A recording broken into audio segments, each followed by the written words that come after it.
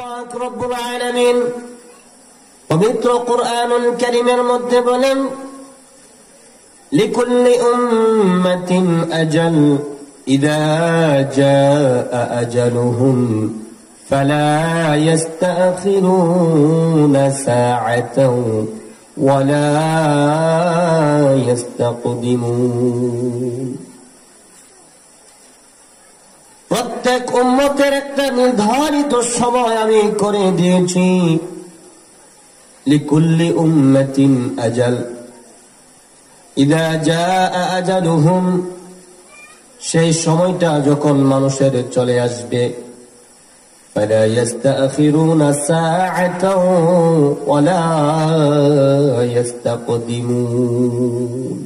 সময়টা যখন আসবে, সময়টা কারো কাছে তাড়াহুড়া করেও আসবে না, সেকেন্ড পরিমাণ পরেও আসবে না, আগেও আসবে না, পরেও আসবে না। এর শাব্দিক অর্থ, আয়াতের ট্রান্সলেশন এটা। হাদিস শরীফ তেলাওয়াত করেছি, সেই হাদিসের মধ্যে আল্লাহ রাসূল বলেন, আদম জাতি দুইটা জিনিস অপছন্দ করে। একটা হলো মৃত্যুকে আদম জাতিটা মেনে নিতে চায় না। ভাইরা আমার, মৃত্যুকে মানুষ মেনে নেক বা মানায় নেক, মৃত্যু মানুষের কাছে আসবে, এটা বাস্তব। মৃত্যুকে আপনি পছন্দ করেন বা নাই করেন, মৃত্যু আপনার আমার কাছে অবশ্যই অবশ্যই চলে আসবে।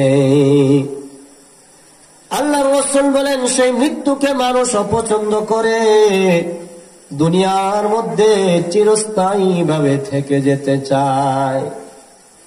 শুধু তাই নয়, আর মানুষ অপছন্দ করে দুনিয়ার মধ্যে গরিব হালত, সম্পদ কম, মানুষ এটা অপছন্দ করে। মানুষ চায় আমার অনেক অনেক সম্পদ, আমার অনেক অর্থ, অনেক মাল দৌলত হয়ে যাক। অথচ আল্লাহর রাসূল বলেন, এই দুনিয়ার মানুষ, তোমাদের সম্পদ যত কম হবে, সম্পদ যত কম হবে, অল্প হবে, কিয়ামতের ময়দানে তোমাদের হিসাবটা সহজ হয়ে যাবে। সুবহানাল্লাহ। ভাইরা আমার, বাদশাহ পৃথিবী শাসন করেছেন। বাদশাহ যুলকারনাইন এই পৃথিবীর মধ্যে 4 জন রাজা বাদশাহ ছিল, যাদের মধ্যে 2 জন মুসলমান, 2 জন কাফের। जिनकी महलों में हजारों रंगों की फानुसे थी, जारों की पर खबर पर है और निशा बाकी नहीं। কত রাজা, কত বাদশাহ, কত শাহানশাহী উমারাই পৃথিবীর জমিনে ছিল, যাদের ঘর বাড়ি গলা কত সুন্দর, কত মজবুত ছিল, যাদের ধমকে এই পৃথিবীর জমিন থর থর করে কাঁপত। আজকে তাদের কবরে গরুয়ে ছাগলে ঘাস খায়, সরাইবার মতো শক্তি তাদের নাই। খুজা কারুন, খুজা ফিরআউন, খুজা নমরুদ, শুদ হামান, খুজা শওকাত আজ সাহেব, খুজা সবত সুলাইমান, খুজা শওকাত আজ সাহেব, খুজা সবত সুলাইমান। এখন জাহাজ গাড়ি হাওয়ায় চলে, ওগো কলেরই বিধান, ওগো বিনা কলে হাওয়াই চড়ত হযরত সুলাইমান। মোরা সেই মুসলমান, আমরা তো সেই মুসলমান। ভাইরা আমার, পৃথিবীর জমিনে মানুষ কত সুন্দর সুন্দর বাড়ি করবে, গাড়ি করবে, কিন্তু যখন মৃত্যুর পরোয়ানা নিয়ে আজরাইল আলাইহিস সালাতু ওয়াস সালাম চলে আসবে, এই পৃথিবীর মধ্যে মানুষ আর থাকতে পারবে না। বাদশাহ জুলকারনাইন আল্লাহ পাক রব্বুল আলামিন মুজাদা স্বরূপ একটি ঘোড়া দান করেছিলেন বাদশাহ জুলকারনাইনকে। তিনি জমিনের মধ্যে বাদশাহ ছিলেন। বাদশাহ জুলকারনাইনের 5টা নামে মানুষ তাকে ডাকত। কোরআনের ভাষায় জুলকারনাইন, হাদিসের ভাষায় ইস্কান্দার জুলকারনাইন, তাওরাতের ভাষায় শারেশ। এরকম ভাবে 5টা নামে বাদশাহ জুলকারনাইনকে ডাকত। আকলিজরা তাকে আলেকজান্ডার বলে স্মরণ করত। সেই বাদশাহ জুলকারনাইন পৃথিবীর জমিনে 1600 বছর হায়াত পেয়েছিল। 1600 বছর হায়াত পাওয়ার পরেও এই পৃথিবীর জমিন থেকে তাদেরকে বিদায় নিতে হয়েছিল। ঠিক কিনা জোরে বলেন? আমাদের 14 গোষ্ঠীর হায়াত একসাথে করলে 1600 বছর হইবনি? হবে? হবে না। আল্লাহর রাসূল হাদিস শরীফের মধ্যে বলেন, আমার উম্মতের গড় আয়ু হবে 60 থেকে 70 বছর।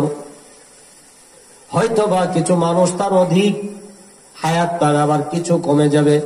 আল্লাহর রাসূলের কথার মধ্যে জীবনের কোনো পার্থক্য ছিল না। সুন্দর সমাধান দিয়ে এই আল্লাহর রাসূল সাল্লাল্লাহু আলাইহি ওয়াসাল্লাম আমাদেরকে চলমান রেখে গেলেন। আল্লাহর রাসূল বলেন, আমার উম্মতের গড় আয়ু হবে 60 থেকে 70 বছর। অথচ বাদশাহ জুলকারনাইন পৃথিবীর জমিনে 1600 বছর হায়াত পেয়েছিল। সেই বাদশাহ জুলকারনাইন এই পৃথিবীর মধ্যে যখন বাদশাহী করে, তারা ছিল আল্লাহওয়ালা মানুষ, তাদের কোনো ভুল ছিল না। বাদশাহ জুলকারনাইন একটি ঘোড়া ছিল, আল্লাহ পাক রব্বুল আলামিন মুজাদা স্বরূপ ঘোড়াটা দান করেছিলেন। সেই ঘোড়া দিয়ে এই পৃথিবীকে বাদশাহ জুলকারনাইন জীবনে 2 বার ভ্রমণ করেছে। সুবহানাল্লাহ। শুধু তাই নয়, বাদশাহ জুলকারনাইনের শাসন আমলে এই মানুষগুলা খুব ছিল। বাদশাহ জুলকারনাইনকে আল্লাহ পাক রব্বুল আলামিন যখন জুলকারনাইনকে বাদশাহী দান করেন, তখন আল্লাহ পাক রব্বুল আলামিন তাকে 1600 বছর হায়াত দিয়ে তার বাদশাহীটা দান করেছিলেন। কিন্তু জীবনে কোনদিন সে বড়াই করে নাই। মানুষকে বুঝিয়ে দিয়েছে, বাদশাহী করার পরেও আমি এই পৃথিবীর মধ্যে স্থায়ী নই। ভাইরা আমার, বাদশাহ জুলকারনাইন শুধু হায়াতের দিক দিয়ে বেশি ছিল না। জেরুজালেম শহর থেকে জেরুজালেমের কোন এক প্রান্তে বাদশাহ জুলকারনাইনের কবর। বাদশাহ জুলকারনাইন এত বিরাট আয়া মানুষ ছিল, তার কবরটা 40 হাত লম্বা কবর। সুবহানাল্লাহ। বাদশাহ জুলকারনাইন যখন সে রাজত্ব সে চালাচ্ছে জীবনের এক প্রান্তে যখন বাদশাহ জুলকারনাইন পৃথিবীর জমিনে যখন তার অবস্থা সংকন্ন অবস্থায়, খুব সমস্যার মধ্যে সম্মুখীন হচ্ছে বাদশাহ জুলকারনাইন। বাদশাহ জুলকারনাইন বলে, এই রাজারা, এই প্রজারা, শোনো, আমার মনে হয় সময় আর বেশি নাই।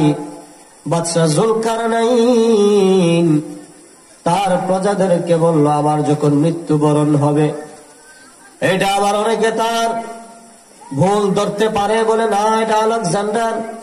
বাদশাহ জুলকারনাইনের 5টা নাম, 5টা নামের মধ্যে তার একটা নাম হলো আলেকজান্ডার। আকলিজরা তাকে আলেকজান্ডার বলে ডাকত। বাদশাহ জুলকারনাইন যখন মৃত্যুর সন্নিকটে অবস্থা, বাদশাহ জুলকারনাইন তার প্রজাদেরকে ডেকে বলল, আমার যখন মৃত্যুবরণ হবে, যখন আমার মৃত্যু চলে আসবে, আজরাইল আলাইহিস সালাতু ওয়াস সালাম আমাকে যখন জান কবজ করবে, তোমরা আমার 2টা হাত তোমরা কাপড়ের ভিতরে রাখবে না, 2টা হাত বাহির করে দিবে। শুধু তাই নয়, আমার যে মসজিদের খাটওয়ালা, সেই খাট কোন সাধারণ মানুষকে তোমরা দিয়ে বহন করাবে না। সেই খাট ব্যবহার করবে জগতের সবচাইতে বড় বড় ডাক্তার। শুধু তাই নয়, আমাকে যে রাস্তা দিয়ে তোমরা কবরস্থানে নিয়ে যাবে, সেই রাস্তাটা হবে খুব দামি। স্বর্ণের হক, রূপার হক, হীরা মণি মুক্তার হক দামি হতে হবে। বাদশাহ যুলকারনাইনের এমন কথা শুনে প্রজারা খুব হতভম্ব হয়ে গেল। বাদশাহ যুলকারনাইনের এই কথা শুনে প্রজারা যখন হতভম্ব হয়ে গেল, কেউ জিজ্ঞাসা করতে সাহস পাচ্ছে না, যেহেতু সে বাদশাহ লিডার। হঠাৎ করে একজন প্রজা জিজ্ঞেস করলো, রাজা সাহেব, এমন আবদার আপনি কেন করে গেলেন? আপনার এত সম্পদ কেন আপনি বিলুপ্ত করলেন? এত রাজার প্রজা থাকতে ডাক্তার কেন আপনার খাট নিয়ে যাবে? আর আপনার হাতই বা কেন বাহির করে রাখবো? জগতের মানুষকে বাদশাহ শিক্ষা দেওয়ার জন্য এমন নসিহত করে গেছেন। বাদশাহ বলে, রে শোনো, তোমরা দুনিয়ার মানুষকে তোমরা জানিয়ে দিও, আর তোমরাও শুনে রাখো, আমি বাদশাহ, পৃথিবীর বাদশাহ, আমি যখন মৃত্যুবরণ করবো, আমার দুইটা হাত যখন তোমরা বাহির করে দিবে, মানুষ বুঝবে দুনিয়ার বাদশাহ যাওয়ার সময় কোনো কিছুই নিয়ে যেতে পারে নাই। এই যে দেখা যা খালি হাত দুইটা বাহির হয়ে রয়েছে। সুবহানাল্লাহ। শুধু তাই নয়, তাহলে বুঝলাম আপনার হাতের অবস্থা, কেন আপনি এই হাত বাহির করার কথা বলে গেলেন? এবার আপনি বলুন, আপনি কেন ডাক্তার দিয়ে আপনার খাট বহন করাবেন? কারণ আইনামা তাকুনু ইউদরিকুমুল মাউত ওয়ালাউ কুনতুম ফি বুরুজিম মুশাইয়াদা। দুনিয়ার মানুষ, মৃত্যুর ভয়ে তোমরা যেখানে পলায়ন করো না কেন, মৃত্যু নামে পেয়ালা তোমাদেরকে পান করতে হবে, এখান থেকে পালিয়ে যাওয়ার কোনো সুযোগ নাই। কারণ কুল ইন্নাল মাউতাল্লাযী তাফিরুনা মিনহু ফাইন্নাহু মুলাকীকুম সুম্মা তুরাদ্দুন। আল্লাহ পাক রব্বুল আলামিন বলেন, হাবিব, ও হাবিব, আপনি আপনার উম্মতদেরকে জানিয়ে দেন, মৃত্যুর কাছ থেকে মানুষ যত পলায়ন করবে পারবে না। কারণ মৃত্যু আমি মানুষের জন্য অবধারিত করে দিলাম। মৃত্যু সবার কাছে, যার জীবন আছে তার কাছে সাক্ষাৎ করবে। সুবহানাল্লাহ। এবার বাদশাহ যুলকারনাইন ডাক্তারের কথা বলে গেলেন। প্রজারা জিজ্ঞাসা করলে, কেন আপনি এরকম নসিহত করলেন?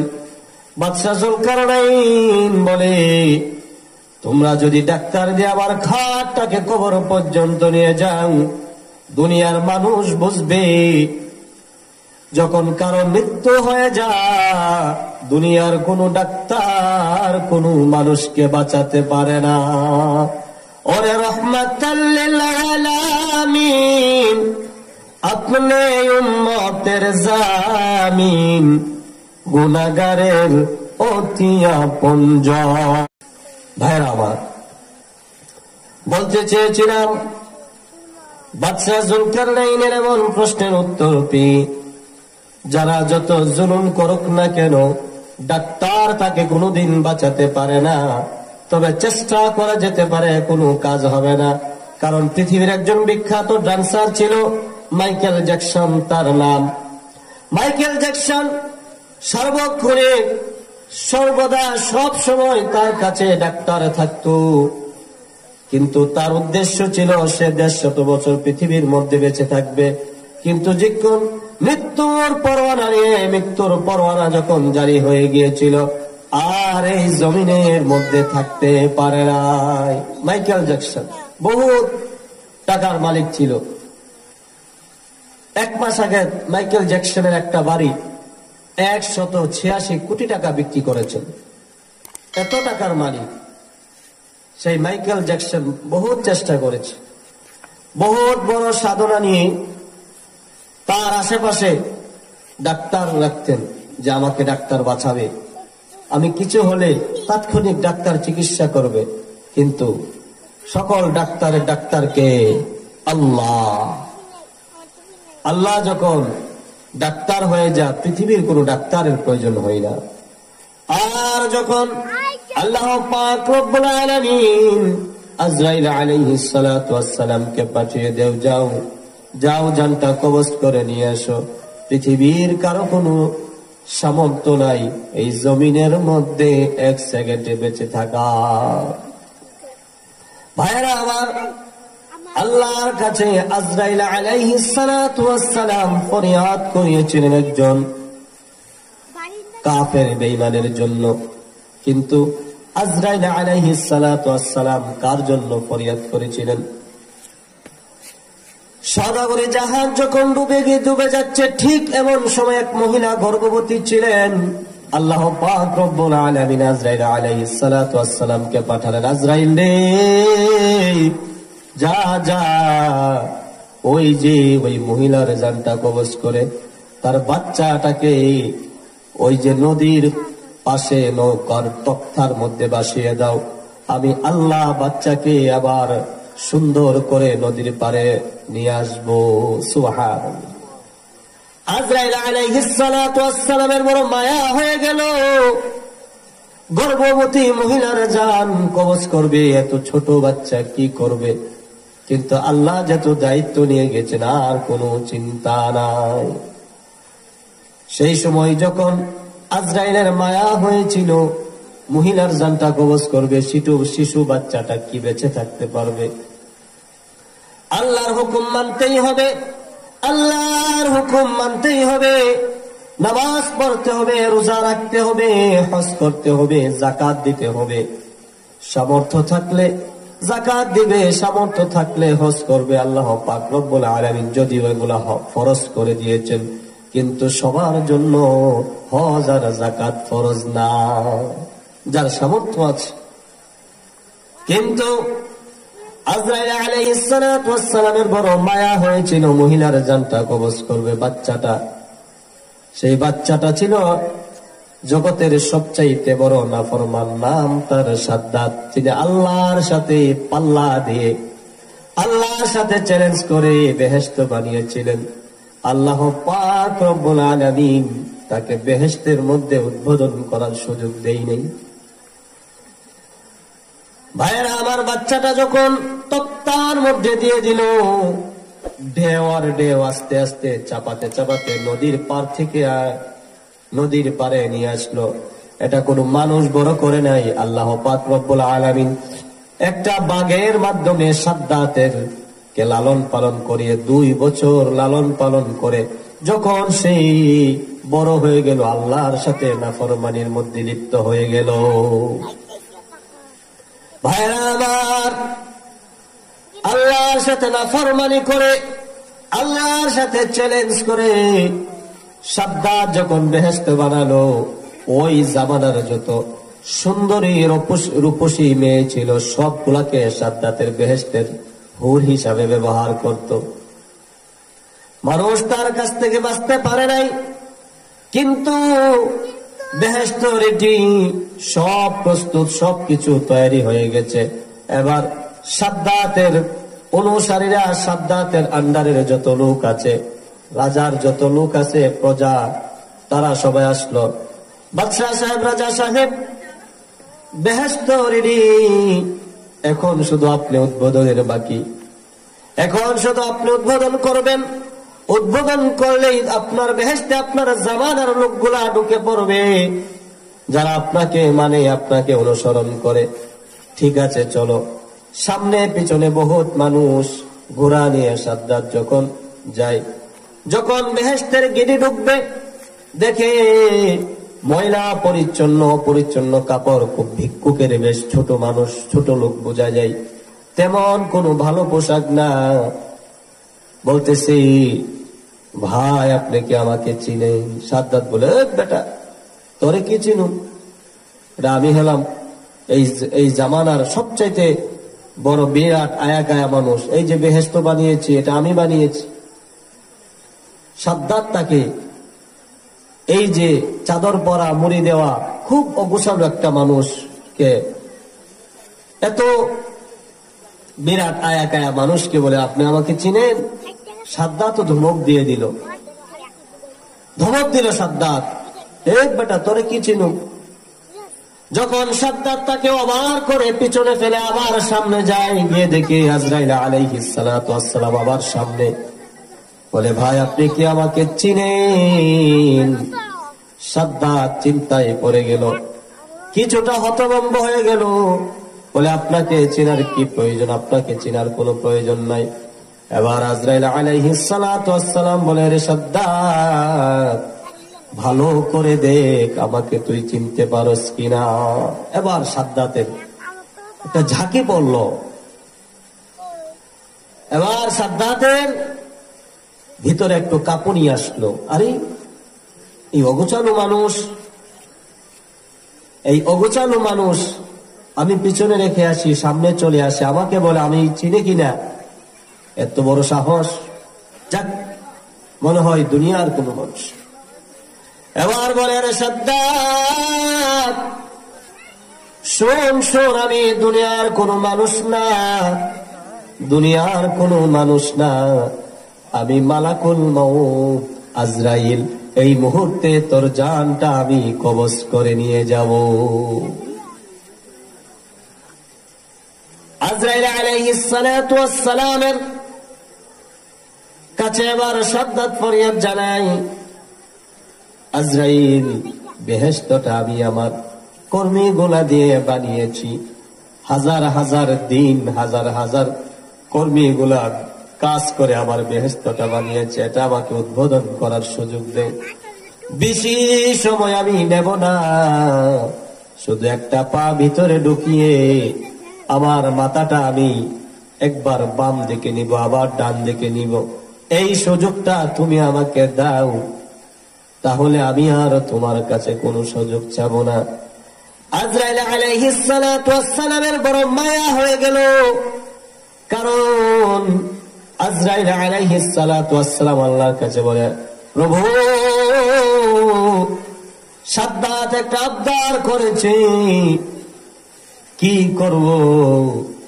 আজরাইল আলাইহিস সালাতু ওয়াস সালামকে আল্লাহ পাক রব্বুল আলামিন বলেন, সাদ্দাত, আজরাইল, তোমাকে আমি পাঠিয়েছি তার জান কবজ করার জন্য। সে তোমার কাছে ফরিয়াদ করলো, তোমার কি তার জন্য মায়া হয়? বলে, হ্যাঁ রব্বে কারীম, আমার মায়া হয়। কেন জানি না, পৃথিবীর মধ্যে কত মানুষের জান আমি ইতিপূর্বে কবজ করলাম, কোনদিন কারো জন্য মায়া হয় নাই।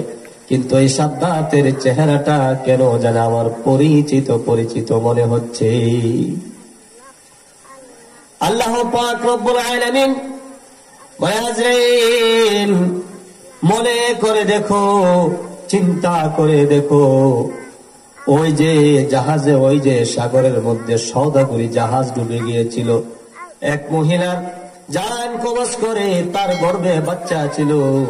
বাচ্চা যখন প্রসব করলো, আমি তোমাকে হুকুম করেছিলাম কাঠের একটা তক্তার মধ্যে তুমি তাকে ভাসিয়ে দাও।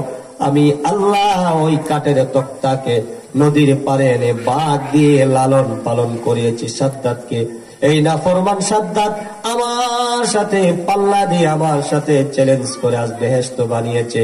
এই বেহেশত আমি তাকে উদ্বোধন করতে দিব না। সুবহানাল্লাহ। আল্লাহ যদি চাই উদ্বোধন করতে দিবে না। বুঝে থাকলে বলুন, কারো বাবার ক্ষমতা আছে এই কথাটাকে ফেরানোর? কারো কোনো ক্ষমতা আছে? দুনিয়ার রাজা, দুনিয়ার বাদশা, দুনিয়ার প্রাইম মিনিস্টার, কারো কোনো ক্ষমতা নাই। এবার আজরাইল বলে, সাদ্দাত, উপায় নাই রে, উপায় নাই।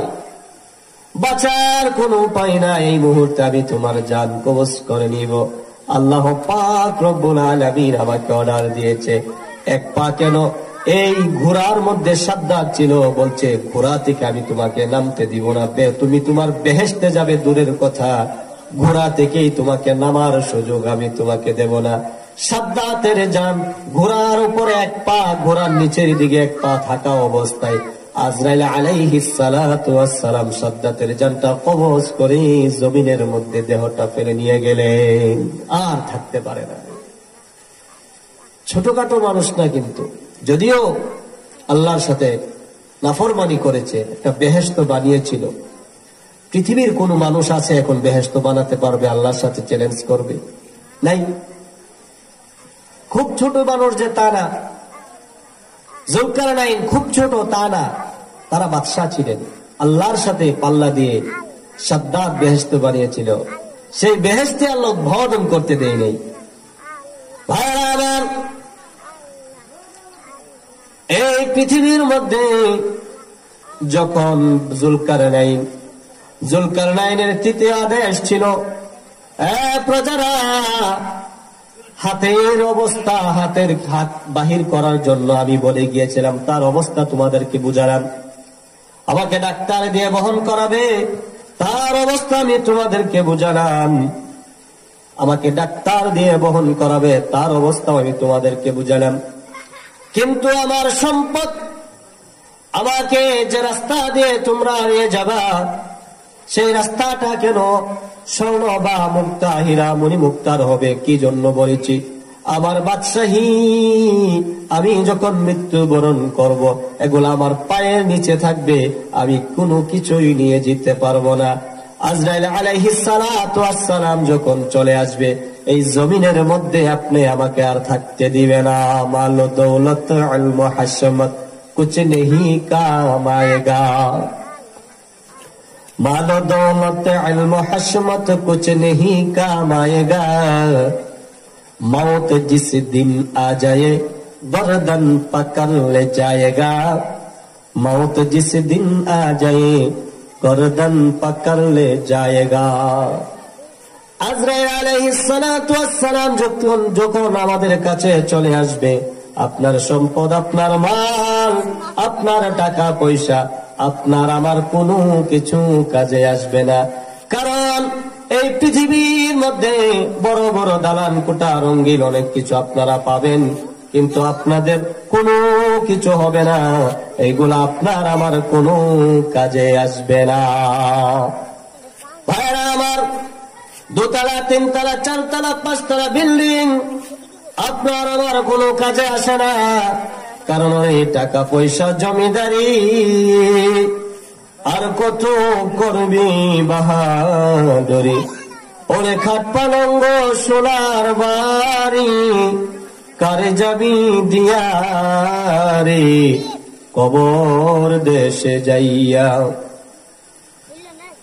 একদিন চুল পাকিবে, দন্ত নড়িবে, তোর যৌবনে পড়ে যাবে ভাটি।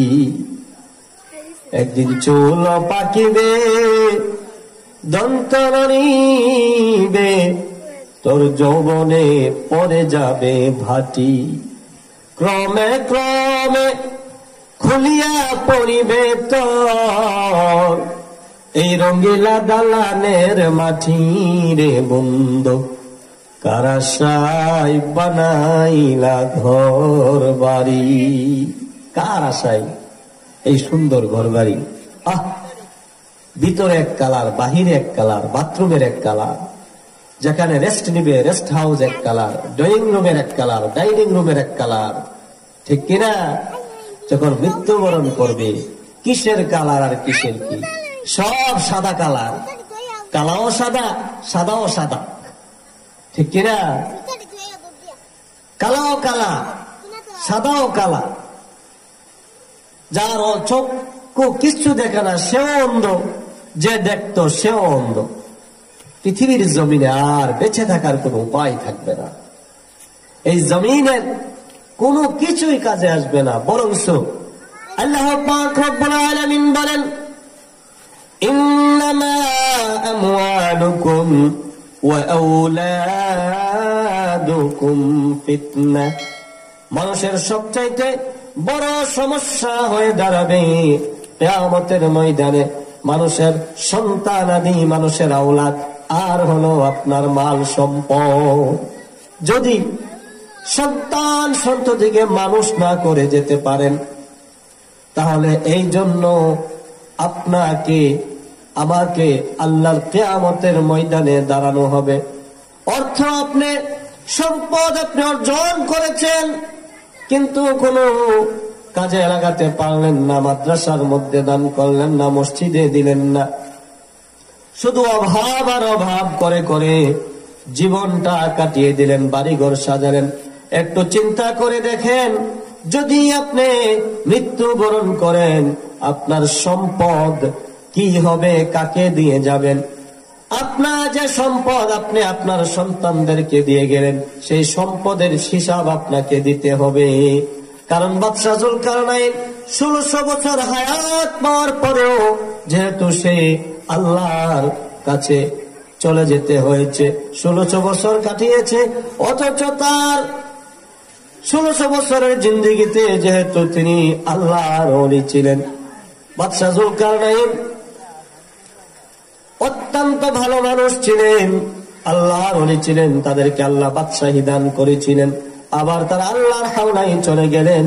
কিন্তু আমি আপনার উপর আল্লাহর রহমত, আপনার আমার আল্লাহর নিয়ামত কতটুকু বহন করছি। কদমে কদমে আজকে মানুষ নামাজ পড়ে না, রমজান মাসে রোজা রাখে না, মানুষ বাহিরে ঘোরাফেরা করছে, দেখ সেদিক ঘোরাফেরা করছি, মানুষ আর ওয়াজ মাহফিলে আসতে চাই না। গোটা মুষ্টি কিছু মানুষ আজকে ওয়াজ মাহফিল শুনে।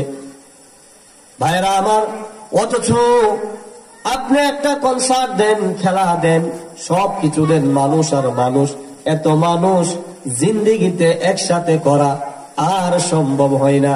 যদি একটা কনসার্ট দিতেন, তাহলে এত মানুষ দেখতেন, এই বাড়াই এলাকার সব মানুষ চলে আসতো, আশেপাশে 2-3 গ্রামের মানুষ কি, এমনকি যদি আত্মীয়তা এক থানায় থাকতো, ওই থানার মানুষগুলাও এই থানায় চলে আসতো গান বাজনা শোনার জন্য। আর এখন মানুষ আর ওয়াজ মুখী হয় না। আফসোস, এটা কিয়ামতের আলামত। কিয়ামতের সুগরার আলামত গুলা খুব কাছাকাছি প্রকাশ পেয়ে গেছে। ভাইরা আমার, তাহলে আপনি আমাদেরকে সঠিক পন্থায় চলতে হবে। সম্পদের জন্য হাই রাহাজারি করা যাবে না, সুদ ঘুষ চলবে না। ইতিপূর্বে অনেকে অনেক কথা বলে গেছেন, অনেকে অনেক কথা বলেছেন। দুনিয়ার সকল ওয়াজ করা শেষ। সুদ খাওয়া হারাম, এটা মানুষ জানে, তারপরও খায়। ঘুষ খাওয়া হারাম, মানুষ জানে, তারপরও খায়। নামাজ না পড়লে গুনাহ হবে, মানুষ জানে, তারপরও পড়ে না। রোজা যদি না রাখে গুনাহ হবে, জানে, তারপরও মানে না। কালি আমাদেরকে বলে, হুজুরদেরকে বলে, আলেমদেরকে বলে, আপনি একটু নসিহত করেন, মানুষকে বোঝান। মানুষ কি বুঝে না, সব কিছু মানুষের কাছে পৌঁছে গেছে, আর কোনো কিছুর বাকি নাই। ভাইরা আমার, আল্লাহ পাক রব্বুল আলামিন যেই قل إن الموت الذي تفرون منه فإنه ملاقيكم ثم تردون, মৃত্যু মানুষের কাছে আসবে, সাক্ষাৎ করবে। সেই মানুষগুলা কিভাবে মরবে? মানুষ আজ রক্তের বড়াই করে, ধ্বংসের বড়াই করে, কিন্তু ধ্বংসের বড়াই করে না। এই পৃথিবীর মধ্যে মানুষ জুলুম করে 2 জিনিস বেশি থাকলে, একটা হলো জন আর একটা হলো ধন। আজকে যাদের বংশ বড়, যাদের ধন সম্পদ বেশি, যাদের বংশ বড়, অবশ্যই অবশ্যই তারা ভক্ত করে, বেশি করে। কারণ একজনের 6টা ছেলে, 5টা ছেলে, 4টা ছেলে, 5 ভাই 6 ভাই, বিশাল আওলাদ হয়ে গেল। মানুষের সাথে কথা বলতে তেমন একটা কিছু মনে করে না। মানুষকে যেখানে পা সেখানেই মারধর করতে চায়। অথচ একদিন কাজা এলাহি যখন ডাক চলে আসবে, পৃথিবীর জমিনে কাউকে থাকতে দিবে না। আল্লাহ যদি চায় পৃথিবীর মানুষ কাউকে মারতে পারবে না। যেমন ইব্রাহিম আলাইহিস সালাতু ওয়াস সালামকে নমরুদ কি মারতে পারছিল, আগুনের মধ্যে ফেলে দিল। ইব্রাহিম আলাইহিস সালাতু ওয়াস সালামকে আল্লাহ বাঁচালেন। ইব্রাহিম আলাইহিস সালাতু ওয়াস সালামকে আল্লাহ পাক রব্বুল আলামিন কিভাবে বাঁচালেন? নমরুদ যখন ইব্রাহিমের বাবা আজর, তিনি ছিল মূর্তি পূজারী, মূর্তি বানাইতো আর বাজারে ব্যস্ত, মূর্তি বানাইতো আর বাজারে বিক্রি করত। ইব্রাহিম আলাইহিস সালাতু ওয়াস সালাম নমরুদের হাতে ইব্রাহিম আলাইহিস সালাতু ওয়াস সালামকে ইব্রাহিম নবীর বাবা ধরিয়ে দিলেন। কিন্তু জাবালে কিন্না, পাহাড়ের পাশে বিশাল অগ্নিকুণ্ড তৈরি করলেন, কিন্তু ইব্রাহিম নবীকে অগ্নিকুণ্ডের মধ্যে ফালাইতে পারে না। আগুন দাউ দাউ করে জ্বলছে, পারে না। এই মুহূর্তে শয়তান চলে আসলো। এবার নমরুদকে বলে, নমরুদ, এই 2-3 হাজার সৈনিক দিয়ে কোন গোটা পৃথিবীর মানুষ যদি ইব্রাহিম নবীকে আগুনে ফালাইতে চায়, পারবে না। নমরুদ বলে, কেন? বলে, তামাম পৃথিবীর মধ্যে আল্লাহর সৃষ্টি যা কিছু আছে, আকাশের ফেরেশতারা ইব্রাহিম নবীকে প্রটোকল দিচ্ছে, তাকিয়ে আছে। সুবহানাল্লাহ। আকাশের ফেরেশতারা ইব্রাহিম নবীর দিকে তাকিয়ে আছে, অতএব ইব্রাহিম নবীকে তোমরা আগুনে ফালাইতে পারবা না। নমরুদ বলে, তাহলে আপনি একটু পরামর্শ দিতে পারবেন নি হুজুর? শয়তান আবার পাঞ্জাবি টুপি লাগাইয়া নমরুদের সামনে আসছে, বলে, আমি তো পরামর্শ দেওয়ার আমল বুদ্ধি নিয়ে আসছি, পরামর্শ দেওয়ার বাপ আমি। বলে, ইব্রাহিম নবীকে উলঙ্গ করে দাও, ইব্রাহিম নবীকে উলঙ্গ করে দাও, বস্ত্রহীন করে দাও, বিবস্ত্র মানুষকে ফেরেশতারা দেখে না। যখন ইব্রাহিম নবীকে উলঙ্গ করার ঘোষণা দিয়ে দিল, যদি ইব্রাহিমকে কেউ উলঙ্গ করতে পারে, তার কাপড় গোলা যদি খুলে দেই, তাহলে ইব্রাহিম নবীকে যদি উলঙ্গ করে দেয়, আমি তাকে 1 বস্তা টাকা দেব। ইব্রাহিম নবীর বাবা আছে। ইব্রাহিম নবীর বাবা নমরুদের কাছে এসে বলে, নমরুদ, আমি তো আমার ছেলেকে তোমার হাতে ধরিয়ে দিয়েছি, 1 বস্তা টাকা, এই পুরস্কার আমি অন্য কারো হতে দেব না, এই টাকাও আমি নিব, আমার ছেলেকে আমি উলঙ্গ করে দিব। নাউজুবিল্লাহ। ইব্রাহিম নবী এবার বাবাকে বলে, বাবা, দুনিয়ার ছেলেরা, দুনিয়ার সন্তানরা বাবাকে একটা বট গাছের মতো মনে করে, যে বাবা আমাকে রক্ষা করবে, বিপদে পড়লে সাহায্য করবে। আর তুমি আমার বাবা হইয়া আমাকে বস্ত্রহীন কিভাবে করবা? তুমি আমার বাবা হইয়া কিভাবে আমাকে বিবস্ত্র করবা? বাবা, এটা তুমি করো না, কারণ এই আকাশের ফেরেশতারা আমাকে আমার দিকে তাকিয়ে আছে, আমাকে তুমি বস্ত্রহীন করো না। ইব্রাহিম নবী সে কথা আজর শুনে না। ইব্রাহিম নবীর সেলোয়ারের ফিতাটা যখন টান দিল, ইব্রাহিম নবীর সেলোয়ারের ফিতা যখন আজর টান দিল, আল্লাহ পাক রব্বুল আলামিন বলে, জিবরাইল কোথায় রে? জিবরাইল, যা যা, জান্নাতি একটা জুব্বা ইব্রাহিমের গায়ে পরিয়ে দে। সুবহানাল্লাহ। যা যা, ইব্রাহিমের গায়ে জান্নাতি একটা জুব্বা পরাইয়া দে। এদিকে নমরুদ যখন সেলোয়ারের ফিতায়, পায়জামার ফিতায় টান দিল, পায়জামাটা আস্তে আস্তে নিচের দিকে যায়, আর জান্নাতি জুব্বা ইব্রাহিমের গায়ে পড়ে যায়। নবীর প্রেমে আশেকে তুমি বড়ই ভাগ্যবান, নবীর প্রেমে আশেক তুমি, নবীর প্রেমে ওয়াজ করনি, দন্ত দিল সে তো ফেনি। নবীর প্রেমে ওয়াজ করনি, দন্ত দিল সে তো ফেনি। আদর করে নবী যাকে জুব্বা করে দান। নবীর প্রেমে আশেক তুমি বড়ই ভাগ্যবান। নবীর প্রেমে আশেক তুমি বড়ই ভাগ্যবান। ভাইরা, যেহেতু ইব্রাহিম নবীকে আল্লাহ রক্ষা করবেন, বস্ত্রহীন করতে চেয়েছিল, দুনিয়ার বস্ত্র ইব্রাহিম নবীর গায়ে নাই, জান্নাতি পোশাক চলে আসলো। সুবহানাল্লাহ। ইব্রাহিম নবীকে যখন আগুনে ফেললো, এবার জিব্রাইল বলে ইব্রাহিম, আমি কি তোমাকে কোনো সাহায্য করতে পারি? ইব্রাহিম নবী উত্তর দিয়ে দিল, দুনিয়ার কারো সাহায্য আমার লাগবে না, আমি আল্লাহর উপর তাওয়াক্কুল বিশ্বাস স্থাপন করলাম, আল্লাহ আমাকে যা করবে তাই খুশি। আল্লাহ পাক রব্বুল আলামিন ইব্রাহিম নবীর সেই কথা শুনে খুশি হয়ে গেলেন। কুলনা ইয়া নারু কুনি বারদাও ওয়া সালামান আলা ইব্রাহিম আকেলুত যে কেশরাই জাহারকাত বাখলিলা আসনারেরা গুলদারেকাত। ইব্রাহিম নবীর জন্য আগুনকে অর্ডার করে দিলেন। আগুন রে ইব্রাহিম নবীর জন্য তুই ফুলের বাগান হয়ে যা। ইব্রাহিম নবীর জন্য আগুন হিসাবে নয়, ইব্রাহিম নবী আগুনের মধ্যে খুব শান্তিতে সুখেই ছিল। বলেন না সুবহানাল্লাহ।